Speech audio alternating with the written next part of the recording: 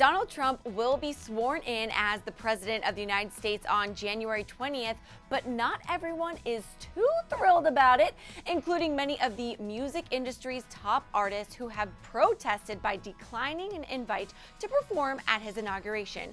So, right now, we're breaking down celebs who've refused his invitation to perform on the big day, and we've got it all right here on Listed. Charlotte Church is a powerhouse singer and a lady who sticks to her convictions.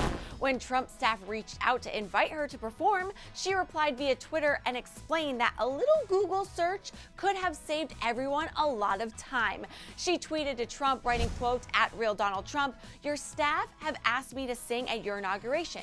A simple internet search would show I think you're a tyrant. Bye." Rebecca Ferguson was also asked to sing at Trump's inauguration, but she had quite a special message for the president-elect. She said she would perform, but only if she was allowed to sing Strange Fruit, a song that speaks to all disregarded and downtrodden Black people in the United States.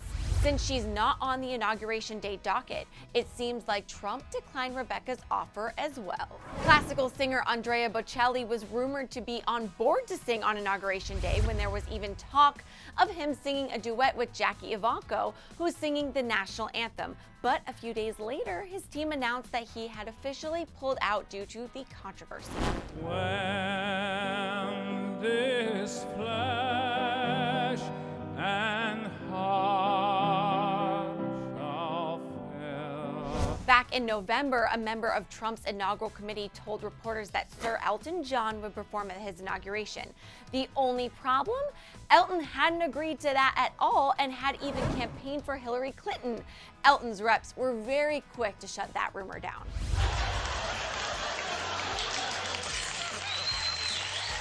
When the topic arose with John Legend, the singer told the BBC, "Creative people tend to reject bigotry and hate. We tend to be more liberal-minded. When we see somebody that's preaching division and hate and bigotry, it's unlikely he'll get a lot of creative people that want to be associated with him." Amen to that. My only comfort in all of this is, for the first time in a while, the fact that GOP is in control of all of the branches means they're accountable. Another celebrity who was rumored to be performing at Trump's inauguration was Celine Dion. According to the rumor, Trump had been promised by fellow Vegas mogul Steve Wynn that he could land Dion, who performs at Caesars Palace in Vegas, for the show. Wynn's reps denied the rumor, saying Mr. Wynn was not asked to book specific performers for the inauguration, nor did he ever make a commitment to find specific performers.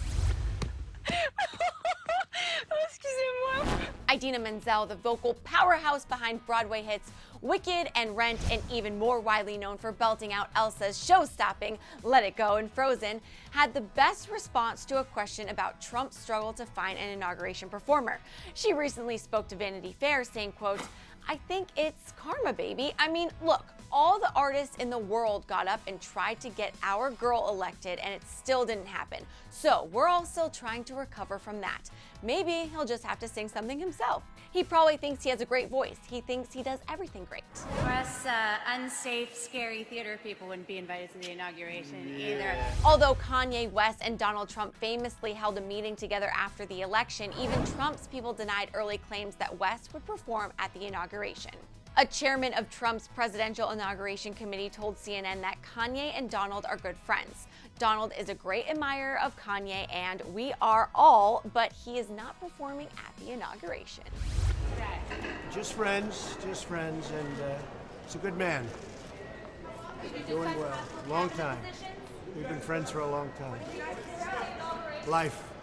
We discussed it. Zara Larsson kept her answer short and sweet when asked if she would perform at the Trump inauguration, letting the BBC know that, quote, "I would never do it." What scares you the most about America? Probably, like, we all can laugh at Donald Trump. He was not, you know what I mean? Like, it's funny. He's like, we can laugh at him, you know what I mean?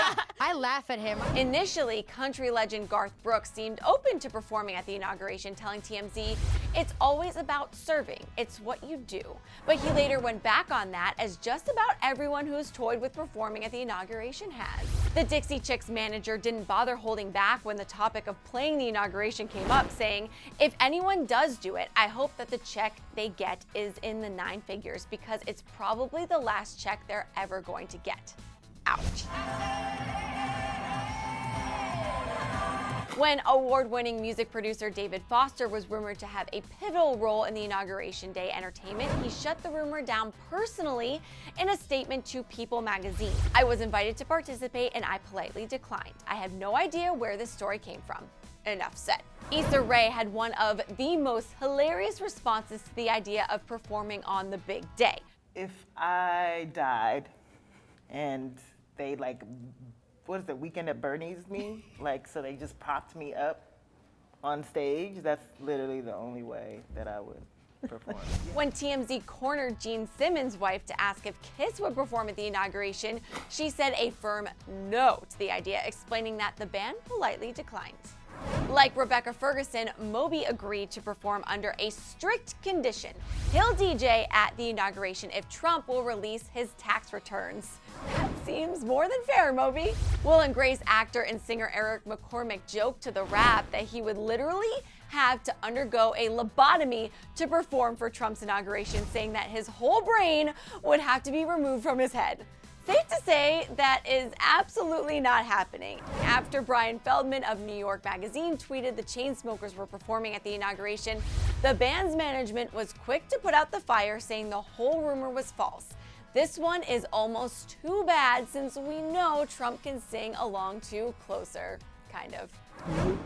I die. Can't stop. So maybe pull me closer in the backseat of your Rover that I know you can't afford. Bite that tattoo on your shoulder. Adam Lambert also told the BBC that no payday would be worth performing at the inauguration, saying, quote, "I don't think I would take the money on that one." Marie Osmond waved her white flag in response to inauguration rumors by explaining that she wouldn't perform at any inauguration because she likes to steer clear of politics in general. R. Kelly also took to Twitter to deny claims that he would be performing for Trump's inauguration, tweeting, "Despite the rumors circulating online, R. Kelly will not be performing at this year's inauguration ceremony." Grammy award-winning Broadway star Jennifer Holliday just recently announced she will not be performing. Holliday said in a statement she apologizes for her lapse of judgment for being uneducated on the issues and causing heartbreak to her fans.